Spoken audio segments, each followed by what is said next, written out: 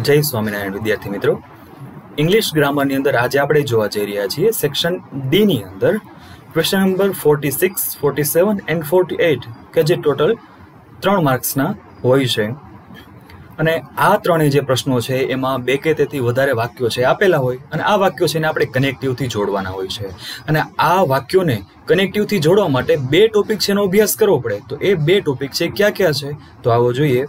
પહેલું છે કનેક્ટિવ ઓર કંજક્શન એટલે કે સંયોજકો અને બીજું છે રિલેટિવ પ્રોનાઉન એટલે કે સંબંધક સર્વનામ।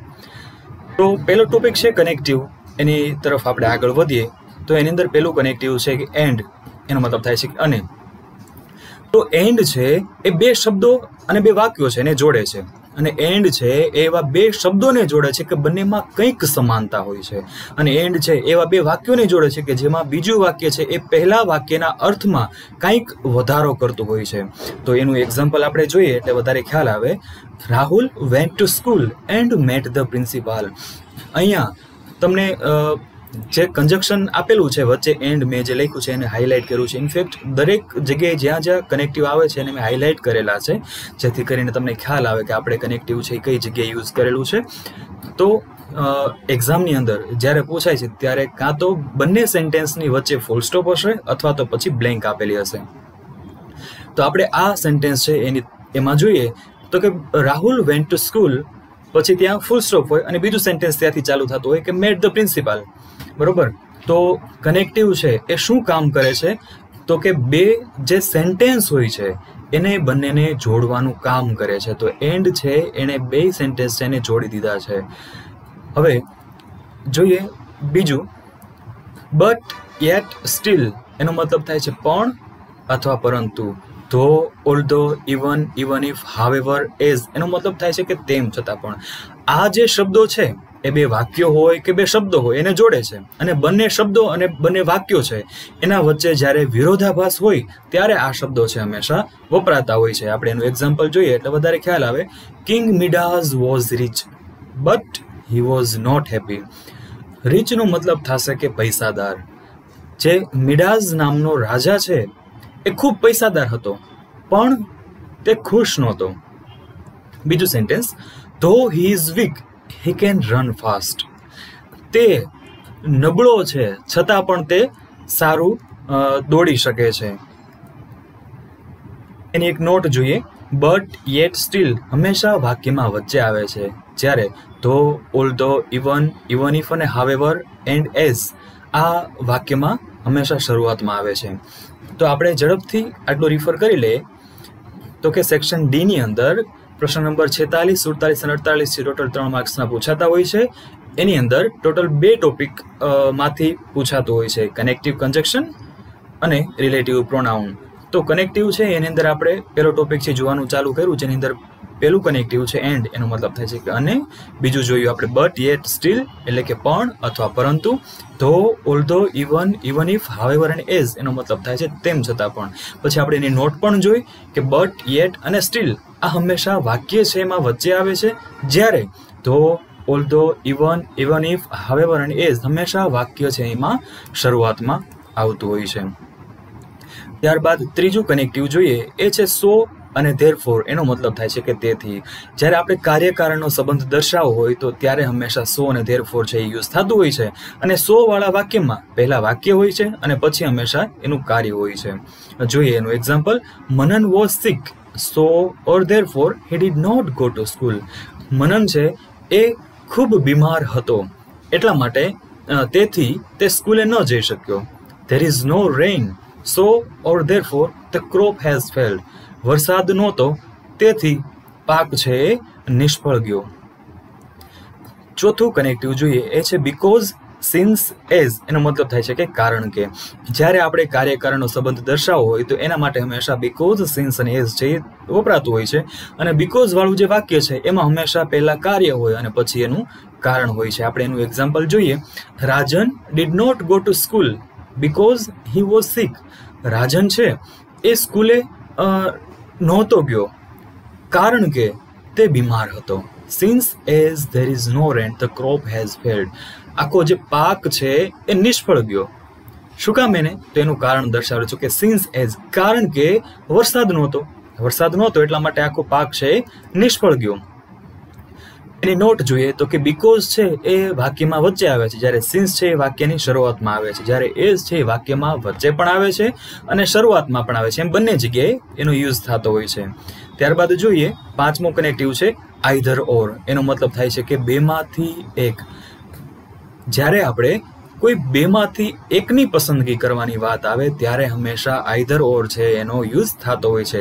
આપણી ઘરે કોઈ ગેસ્ટ આવે તો આપણે એને પૂછતા હોઈએ છીએ કે ચા પીશો કે કોફી, ઠંડુ કે ગરમ. તો આ જે બેમાંથી એકની પસંદગી કરવાની વાત જ્યારે આવે છે ત્યારે હંમેશા આઈધર ઓર છે એનો યુઝ થતો હોય છે. એનું એક્ઝામ્પલ જોઈએ. Chintan will become either an engineer or a doctor. તો કે ચિંતન છે એ કાં તો એન્જિનિયર બનશે અને કાં તો પછી ડોક્ટર બનશે. ટૂંકમાં બેમાંથી એક બનશે એમ. 6થું કનેક્ટિવ જોઈએ એ છે નાઈધર નોર. જેમ આઈધર ઓરમાં એવું હતું કે બેમાંથી એકની પસંદગી કરવાની વાત હતી, જ્યારે નાઈધર ઓરમાં એવું છે કે એનો મતલબ એવો થાય છે કે બેમાંથી એક પણ નહીં. એનું એક્ઝામ્પલ જોઈએ. Neither Sachin nor Saurav is playing now. એટલે કે સચિન અને સૌરવ બેમાંથી એક પણ અત્યારે રમી નથી રહ્યા. ત્યારબાદ 7મું કનેક્ટિવ છે એ છે ઓર અધરવાઇઝ. ઓર એટલે કે અથવા અને અધરવાઇઝનો મતલબ થશે નહીતર. આ કનેક્ટિવ છે એ પણ આઈધર ઓરની જેવું જ છે. કેવી રીતે? તો કે જ્યારે બેમાંથી એક વ્યક્તિની પસંદગી કરવાની હોય ત્યારે હંમેશા ઓર કે અધરવાઇઝ છે એ વપરાતું હોય છે. તો આપણે એનું એક્ઝામ્પલ જોઈ લઈએ. આઈ like to drink tea or coffee. એટલે કે હું ચા અથવા કોફી લઈશ એમ. શું કીધું છે કે I like to drink tea or coffee. ઓરનો મતલબ થશે કે અથવા. હું ચા અથવા તો કોફી લઈશ એમ. Work hard otherwise you will fail in the board exam. સખત મહેનત કરો નહીતર તમે બોર્ડની પરીક્ષામાં ફેલ થશો. તો આટલા સેન્ટેન્સ છે, આપણે એ ફરીવાર રિફર કરી લઈએ. સો ધેરફોર એનો મતલબ થશે કે તેથી. બીકોઝ, સિન્સ અને એઝ એનો મતલબ થશે કે કારણ કે. કારણ દર્શાવવા માટે હંમેશા એ યુઝ થતું હોય છે. બીકોઝ છે એ વાક્યમાં વચ્ચે આવે છે, સિન્સ છે એ વાક્યની શરૂઆતમાં આવે છે અને એઝ છે એ વાક્યમાં વચ્ચે અને શરૂઆતમાં એમ બંને જગ્યાએ આવે છે. ત્યારબાદ આઈધર ઓર એનો મતલબ આપણે જોયું કે બેમાંથી એક. જ્યારે બેમાંથી એક વસ્તુની પસંદગી કરવાની હોય છે ત્યારે હંમેશા આઈધર ઓર છે યુઝ થતું હોય છે. અને જ્યારે બેમાંથી એક પણની પસંદગી કરવાની ન હોય તો ત્યારે નાઈધર નોર છે એનો યુઝ થતો હોય છે. ત્યારબાદ આપણે જોયું કે ઓર અને અધરવાઇઝ એનો મતલબ થાય છે કે અથવા અને નહીતર. આગળ વધીએ આપણા 8મા કનેક્ટિવ તરફ. એ છે ઇફ. એટલે કે જો તો. શરતી વિધાન છે એ દર્શાવે છે અને ઇફ છે એ હંમેશા શરતી વિધાન હકારમાં જ વપરાય છે. એનું એક્ઝામ્પલ જોઈએ તો કે ભાઈ if Ravi works hard he will get good result. જો રવિ છે એ સખત મહેનત કરશે તો તે સારું રિઝલ્ટ છે એ પામી શકશે. 9મું કનેક્ટિવ છે અનલેસ. એટલે કે જો નહીં તો. આ પણ શરતી વિધાન દર્શાવે છે. અનલેસ છે એ શરતી વિધાન હંમેશા નકારમાં વપરાય છે. યાદ રાખવું, ઇફ છે એ શરતી વિધાન હકારમાં યુઝ થાય છે અને અનલેસ છે એ હંમેશા શરતી વિધાન નકારમાં વપરાતું હોય છે. એનું એક્ઝામ્પલ જોઈએ તો કે unless you are honest nobody will trust you. ઓનેસ્ટનો મતલબ થશે કે પ્રામાણિક. ટ્રસ્ટ એટલે કે વિશ્વાસ. જો તમે પ્રામાણિક નહીં હોય તો કોઈ વ્યક્તિ તમારા ઉપર વિશ્વાસ નહીં મૂકી શકે. તો એમાં આવ્યું જો નહીં તો. ત્યારબાદ 10મું કનેક્ટિવ જોઈએ બિફોર. એનો મતલબ થાય છે કે પહેલા. જ્યારે બે ક્રિયા હોય એમાં કોઈ ક્રિયા છે પહેલા બને છે એવું જ્યારે આપણે દર્શાવવું હોય તો ત્યારે હંમેશા બિફોર કનેક્ટિવ છે એ યુઝ થતું હોય છે. એનું એક્ઝામ્પલ જોઈએ તો કે wash your hands before taking your meal. તમે જમવા બેસો, તમે ભોજન લો એની પહેલા હાથ ધુઓ. ત્યારબાદ 11મું કનેક્ટિવ છે એ છે આફ્ટર. એટલે કે જ્યારે બે ક્રિયાઓમાં કોઈ ક્રિયા છે એ પછી બને છે એવું જ્યારે તમારે દર્શાવવું હોય તો ત્યારે હંમેશા આફ્ટર કનેક્ટિવ છે એનો યુઝ થતો હોય છે. એનું એક્ઝામ્પલ જોઈએ take your meal after washing your hands. હાથ ધોયા પછી તમારું ભોજન લો. તો આમાં શું કીધું છે કે તમારા હાથ ધુઓ પછી તમે ભોજન લો. અને બિફોરમાં આપણે શું જોયું તો કે wash your hands before taking your meal. તમારું ભોજન લો એની પહેલા હાથ ધુઓ. તો જ્યારે પહેલું એવું કંઈ દર્શાવવું હોય તો ત્યારે બિફોર યુઝ થાય છે અથવા પછી એવું કંઈ દર્શાવવું હોય તો ત્યારે આફ્ટર યુઝ થતું હોય છે. ત્યારબાદ 12મું કનેક્ટિવ જોઈએ એ છે વેન અને વાઇલ. વેન અને વાઇલ છે એ જ્યારે ત્યારે શબ્દના અર્થમાં અને સમયના સંદર્ભમાં હંમેશા વપરાતો હોય છે, અને વાઇલ વાળા જે વાક્ય છે એમાં એક વાક્ય છે એ હંમેશા ચાલુ કાળમાં વપરાતું હોય છે. આપણે એનું એક્ઝામ્પલ જોઈએ એટલે આપણે વધારે ખ્યાલ આવે. વેન ધ ટીચર કેમ into the class the students stood up. જ્યારે, આમાં જો વેન યુઝ થયું છે, જ્યારે શિક્ષક છે તે ક્લાસમાં આવ્યા ત્યારે વિદ્યાર્થીઓ છે એ બધા ઊભા થયા. તો આવ્યું જ્યારે ત્યારે, જ્યારે શિક્ષક ક્લાસમાં આવ્યા ત્યારે વિદ્યાર્થીઓ ઊભા થયા. બીજું સેન્ટેન્સ છે don't disturb me while I am reading. જ્યારે હું વાંચતો હોય ત્યારે કોઈએ મને ખલેલ પહોંચાડવી નહીં. Don't disturb me while I am reading. જ્યારે હું વાંચતો હોય, મારું રીડિંગ કરતો હોય ત્યારે કોઈએ મને ડિસ્ટર્બ કરવો નહીં. ત્યારબાદ 13મું કનેક્ટિવ જોઈએ એ છે ટીલ. એનો મતલબ થાય છે જ્યાં સુધી ત્યાં સુધી. એટલે કે આ જ્યાં સુધી ત્યાં સુધી છે એ શબ્દના અર્થમાં અને હકાર વાક્ય છે એના સમયના સંદર્ભમાં વપરાતું હોય છે. એનું એક્ઝામ્પલ જોઈએ તો કે stand here till your turn come. એટલે કે જ્યાં સુધી તમારો વારો આવે ત્યાં સુધી તમે અહીંયા બેસો. જ્યાં સુધી તમારો વારો આવે ત્યાં સુધી તમે અહીંયા ઊભા રહ્યો. Stand here. ત્યારબાદ 14મું કનેક્ટિવ છે એ છે અનટિલ. એટલે કે જ્યાં સુધી ત્યાં સુધી નહીં. તો આ જ્યાં સુધી ત્યાં સુધી નહીં એ શબ્દના અર્થમાં અને નકાર વાક્યના જે સમયના સંદર્ભ છે એમાં અનટિલ છે એ યુઝ થતું હોય છે. એનું એક્ઝામ્પલ જોઈએ તો કે we did not go out until the rain stopped.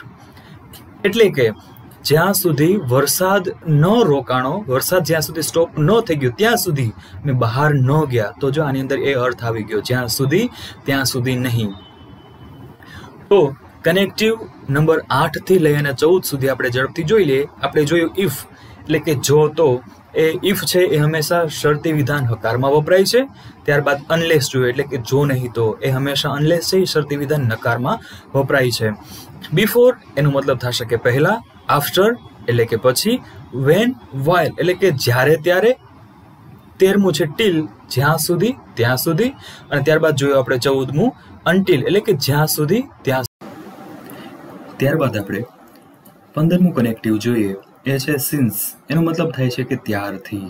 Any not જોઈએ કે ચોક્કસ સમયગાળા દરમિયાન, જ્યારે ચોક્કસ સમયગાળા માટેની જ્યારે આપણે વાત કરી હોય ત્યારે હંમેશા સિન્સ વર્ડ છે એ યુઝ થાય છે. એને કહેવાય છે પોઈન્ટ ઓફ ટાઈમ. એનું એક્ઝામ્પલ જોઈએ. Students were studying since morning. વિદ્યાર્થીઓ છે એ સવારથી ભણી રહ્યા છે. તો એવું જ્યારે કહેવું હોય, જ્યારે ચોક્કસ સમયગાળો દર્શાવો હોય તો ત્યારે હંમેશા સિન્સ શબ્દ છે એ યુઝ થાય છે. ત્યારબાદ 16મું કનેક્ટિવ જોઈએ એ છે ફોર, જેનું મિનિંગ થાય છે ત્યારથી. એની નોટ જોઈએ. અચોક્કસ સમયગાળા માટે ફોર વપરાય છે, જેને કહેવાય છે period of time.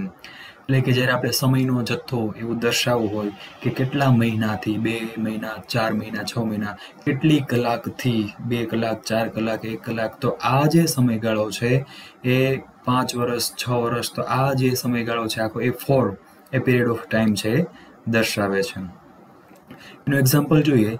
He has been working here for 5 years. તે અહીંયા છેલ્લા 5 વર્ષથી કામ કરી રહ્યો છે. ત્યારબાદ હું તમને એક એક્સરસાઇઝ આપી રહ્યો છું જે તમારે ઘરેથી કરવાની રહેશે. પહેલું સેન્ટેન્સ જોઈ લઈએ. Neha is dancing, Geeta is dancing. અહીંયા 2 સેન્ટેન્સ છે એના વચ્ચે એક ફૂલ સ્ટોપ આપેલો છે, અથવા તો કોઈ જગ્યાએ વચ્ચે બ્લેન્ક પણ આપેલી હોય છે. તો વચ્ચેની બ્લેન્ક અથવા તો જે ફૂલ સ્ટોપ આપેલું છે એ બંને સેન્ટેન્સને જોડવા માટે તમને ઓપ્શન્સમાં 3 કનેક્ટિવ છે આપેલા છે. 3માંથી એમાં જે સાચું છે એ કનેક્ટિવ છે એ તમારે એમાં જોડવાનું રહેશે. એના ઓપ્શન્સ છે પહેલાના એન્ડ, બટ અને ઓર. બીજું સેન્ટેન્સ છે Amit will not see a movie, Amit will not read a book. એના ઓપ્શન્સ છે આઈધર ઓર, નાઈધર નોર અને ધેરફોર. ત્રીજું સેન્ટેન્સ છે it is raining, the children are playing in the garden. એના ઓપ્શન્સ છે બીકોઝ, એન્ડ અને but. ચોથું sentence છે please tell the truth, the principal will punish you. એના ઓપ્શન્સ છે એન્ડ, અધરવાઇઝ અને બીકોઝ. ત્યારબાદ 5મું અને છેલ્લું સેન્ટેન્સ છે Neha will watch a movie Neha will go for a picnic. એના ઓપ્શન્સ છે એન્ડ, આઈધર ઓર અને બટ. Thank you.